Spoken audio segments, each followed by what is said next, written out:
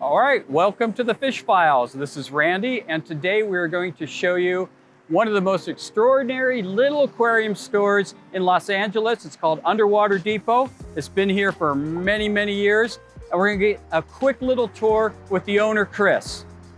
Thank you again, Chris. And I wanted to see if I could get a little history about your store, if you don't mind. Sure. Yeah, the store's been here since the early 1950s. Mm-hmm. I'm the third owner. Longer than I've been here.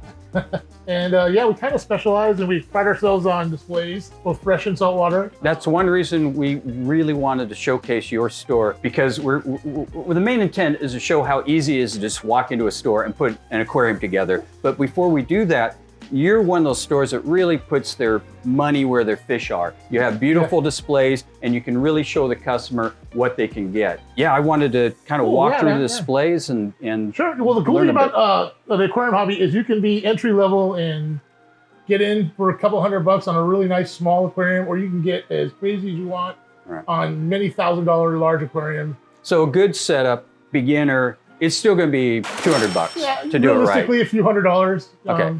Yeah, definitely. I mean, you can get away with doing it a little cheaper, but you're going to cut corners and you're going to end up spending the money later on duplicate equipment. Still a lot cheaper than a cat. Yeah. Chris, if you don't mind, can we just look at a couple of displays you have here? This is a paludarium we just set up recently. Kind of, it's aging, quote unquote. Then I've got saltwater. So aging, it basically everything just gets bigger. The cool thing about a paludarium is you set it up and you kind of let it do its thing. The plants will grow over time. They'll fill in all the nooks and crannies, and there's very little maintenance to it. You're literally just spraying the plants down. We have a little spray bottle here, and we give them a quick spray whenever anybody walks by. That done several times a day? If you can. It doesn't have to happen that often, but if you can, get it done a couple times a day, and that's literally the maintenance for it. And you sell all the components that are required for this? Yep, everything. You can do a small, on a smaller scale or on a much larger scale. It really depends on your budget and what room you have. This looks like a large scale to me. This is actually a mid-size. Okay. Very manageable for most people. Okay. All right. Beautiful. And how much would something like this be to set up? Well, the initial cost is quite high. It's probably going to run you about $1,000 to $1,500 for everything. The wood, the internal guts. That's a real hobby. That's a real hobby. Everything, the stand, the tank. So by the time you're done, it's going to be about $1,500 all in. But you could have this for the rest of your life, as long as you keep spraying it. And there's almost zero cost going forward. It's just watering the plants and feeding the fish. There's no maintenance to it. And you have fish in here. We do. Oh, neat. Otocinklus and what are these? Are rice fish? Yeah, rice fish. I've got a beta in there. Eventually, we'll have what are called vampire crabs living in the foliage. Oh, they can actually go up in here. Exactly, and they'll actually reproduce and they sprinkle a little food on there for them, and they're pretty much self-sufficient. Okay, I'm going to start saving my money. There you go. And then we got another great display here. This is a saltwater fish only tank. It's got live rock in it. Okay. But nothing else but the fish. This is your favorite? Yeah, this is my favorite tank. I think it's got the most color, the most personality. There's a lot going on movement-wise. The fish are very interactive. When I walk up to the tank, they know me. They know that it's feeding time, even though I'm teasing them a little bit right now. But this is my favorite tank. If I had a tank, this would be the one I would get. Yeah, that's where we differ. I'm a freshwater guy, so I like the freshwater community. That's the cool thing about the hobby is there's so many different ways you can go. And you, again, you have all the components for this kind of setup? Yeah, everything. Yeah. Okay, all right. Now, this is not a beginner tank, which is, the Fish Files is really focusing on that kind of tank. But when you're ready, come to Underwater Depot and they got it for you. Sure, yeah. Let's look at some of the little tanks. I see you have a couple over there. Yeah, which one you're interested in. Chris, this is a different kind of tank. It's been growing in the hobby since I've been in the wholesale trade. This is called a Nano Tank. Yes. And definition Nano Tank, anything under 5 gallons? It's a very, very vague definition. Yeah. I would say a small aquarium. Okay. And it can hold nano species. Yes, just small fish. Quote unquote nano species. Okay. Fish that won't eat small fish. And here you have fish, shrimp, I have a pretty big diversity of fish. I've got snails, I've got lots of different types of shrimp in here, and I've got several different species of fish as well. Okay. Along with live plants. The cool thing about this tank is once it's up and running, it's not completely self-sufficient, but it's pretty close to it. You just have to feed the fish and an occasional cleaning of the filter and a small water change, and that's it. And you sell right out of this tank then? Yeah, oh yeah, everything in here is for sale, except Okay. literally everything. All right. Yeah, we sell quite a bit of stuff in here. Can we just take a quick peek at the Sure. rest of the store? Looks like you have tanks every single size.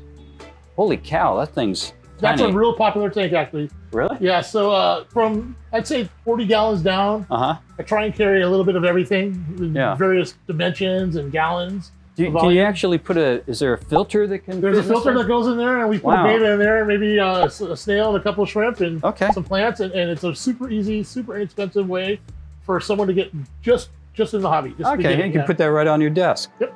Oh, that's cute. Okay, and you have the fish for Have all the stuff. fish. Oh, let's take a peek at those. Okay. It looks like you just got an order in. We just got to receive an order, and yeah, they're floating, getting acclimated to the aquariums. Now this is your freshwater This is my freshwater section, community obviously. section.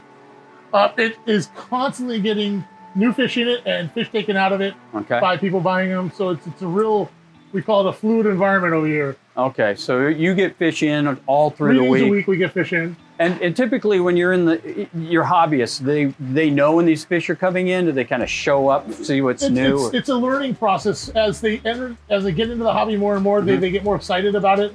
Then Okay. they start learning and realizing when we get new fish in, and they come in, the day Okay. fish come in, and then their tank gets filled up with fish when they get to the point where they really can't add much more.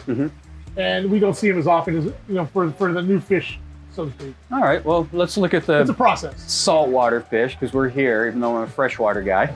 So, ooh, and more displays. This is an awesome display. We'll just go with corals. Okay, well, These are Rummy-nose tetras that are fully grown. there's They're a full-grown gorgeous. Rummy-nose tetras. I got floating plants in here. Wow. The carpeting plant is just starting to take off. There's a bunch of small shrimp in here. I've got these really cool purple emperor tetras. Full-grown African Full-grown dwarf African frog. frog, That's yes, how big yeah. they get. And this is Salvinia? So those are called red roof floaters. Okay. Those are And pretty. I can't keep them in stock. They're super popular plant. Everybody loves them. And the cool thing about those is they grow so fast and multiply so fast that within a few weeks you'll have more than you want. And this is just Java fern? Regular here? Java fern, yeah. It's a pretty generic really stuff and nothing too settles in fancy, but All right, that's a. you don't need to spend a ton of money to make it look really cool. I think the only thing that you have in here that like we wouldn't put in a very basic aquarium is you have a little CO2 We are injection injecting system. CO2 into the filter. Okay. Yep. So the CO2 comes on when the lights come on. And at night when the lights automatically shut off, the CO2 shuts off. So everything's just on automatic timer. It's on automatic. Yep. Very simple to even have so- something like this. Yep. Okay, all right, great. And could you take a peek at your? Well, you these- have corals. We have corals, yeah. Oh, you're in the middle of maintenance. He's in the middle. My guy's in the middle cleaning the tanks. So we can come over here. The lights are just starting to ramp up. Okay. Oh, these We are also pretty. sell live coral, saltwater fish. We try to cater to every niche of the hobby in a little bit. We're not really specializing on one area. Like, a lot of stores will specialize just on corals I've or never live had. plants. Yeah. I try and get a little bit of everything so that Okay. we can cater to a wider diversity of hobbyists. Your customers match that. They do when they come in. They do a little bit of everything. Yeah, Small tank, absolutely. big tank, I'll have- salt, fresh. For sure, I'll have someone come in who has a beta at home Uh-huh. and is looking to spruce up their little beta tank. There's a big sale. That's all right. I don't mind. I enjoy it. And then I have customers who have tanks like this who Okay. are, who are spending several $100s a month just on maintenance on their tank. I've never had coral. Do you feed coral? We do their animals, so they need to be fed. It's a little different. A lot of them are fed liquid foods, so it's not the Okay. same way you would think of an animal eating food. And you sell all that as All well? of that, everything. All right, so yeah. you don't have to go out and harvest your own foods or anything. Well, you can get set up and maintain your aquarium from everything really you have vegetables. here. Yeah, Okay. yeah. There's no All right. reason to go See, around. this is really an easy hobby as long as you're near a good aquarium store. We're going to take a look at some of Chris's larger freshwater fish. Again, those are my favorite fish. But you also have a nice display of discus. Let's take a peek. If I were to do freshwater, discus would be where it's at. I think it's the coolest way to do freshwater aquariums. What do you feed your discus? I try and keep it, so just like anything else, you try and keep a varied diet. They get what are called bloodworms once or twice a day. I also feed them pellets, and we also feed them flake food. And, Okay. yeah, So you have transitioned them to flake and pellet you have food. to. It's super important for the hobbyist, the Okay. end user, the person at home. They're not always going to have access to frozen bloodworms. Okay. If your discus they're finicky eaters to begin with, so if you get them on dried foods, it's a lot easier for the hobbyist who, at the end of the day, to take care of their discus. Ultimately, they need bloodworms. They need frozen food in their diet regularly, but occasionally, life gets in the way, and you want to go on vacation, you want to put it on an automatic feeder, you can do that because the discus are used to eating dry food. Quick question on transitioning. Do you starve them? You give them some bloodworms to get used to feeding time, and then you mix them together, or do you just hold back the bloodworms and then start giving some You're pellets? talking about when we get new fish in? No, when you're trying to transition them from bloodworms to flake Honestly, and pellet. they'll figure it out. It takes them about a week to learn that the dry food is actually a food source. Okay. And they're finicky at first, like I said, but eventually they figure it out and they go for the dry food with gusto, just like anything else. All right. Oh, these are pretty. Those are called gold rams. They're very cool fish. They're a cichlid, which a lot of people think cichlids are aggressive, but these ones are not. Yeah, they came in. I call that a pretty good size They're for gold large rams. ones, yeah. They've got a lot of great color. I've got moderate sized fish here, some rare cichlids, like they're earth eaters, Oh yeah. black ghosts, more discus, Red spotted severums. red spotted severums, yep. Okay. All right, more discus, cobalt And we blue. kinda That's pretty guy. Graduate into our cichlid section here. Cichlids are tough because they beat each other up. Yeah. So you got to really watch how Literally you put them in. tough. You'll be fine one day, and then you'll come back and one of the cichlids will have everybody in his tank in the corner all beaten up, and And he'll be nice and colored up. so I'm the male. It's something you got to pay attention to regularly if you're going to do a cichlid aquarium. Anybody who's doing cichlids knows that. They know that their fish they can turn on the dime on personality wise, and you've got to be aware of that. Okay. All right. Thank you. You're welcome. Ooh, one more tank. I want to see this assorted tank. This is pretty. Wow, these guys are ready to eat. Oh, they think Check this out. Every time I walk up to the tank, they think I'm going to feed them. They're voracious. I'm going to tease them. Put stick your finger in there. They'll even try and nibble at your finger. All right, I'll give it a try. Oh man, here you go.